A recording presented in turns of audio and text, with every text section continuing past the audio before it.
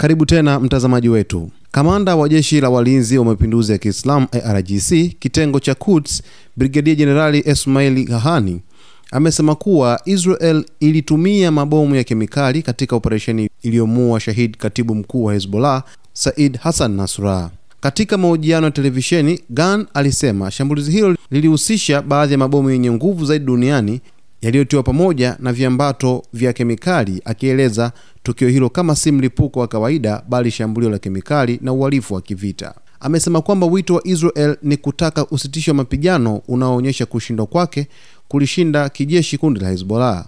Kama wangeweza kulivua silaha Hezbollah kwa nguvu, wasingekuwa wanatafuta usitishaji mapigano, alisema Ghahani.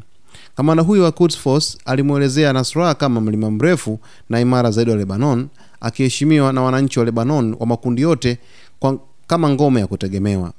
Licha ya kuuawa kwake, Ghahani alisisitiza kuwa Hezbollah imeingia katika moja ya hatua zake zenye nguvu zaidi, akielekeza mashambulizi ya kulenga makazi ya Israel kaskazini katika kipindi cha mwaka uliopita kama uthibitisho kwamba upinzani haujapungua. Aidha, Ghahani alisimulia kukutana na Nasrallah Oktoba 7, siku ambayo Hamas ilizindua operesheni yake ya kimbunga cha Al-Aqsa. Alisema kuwa tayari Nasrallah alikuwa amejikita sana katika maandalizi ya kidini na ya kimkakati wakati matukio hayo yalipokuwa yakifanyika. Akaongeza kuwa viongozi wa Hezbollah wala wa Hamas hawakuwa wamepewa taarifa kamili za operesheni ya Gaza mapema, jambo ambalo kwa mujibu wake linaonyesha kiwango cha juu cha usiri na upiganaji wa kina uliokuwa umewekwa nyuma ya operesheni hiyo.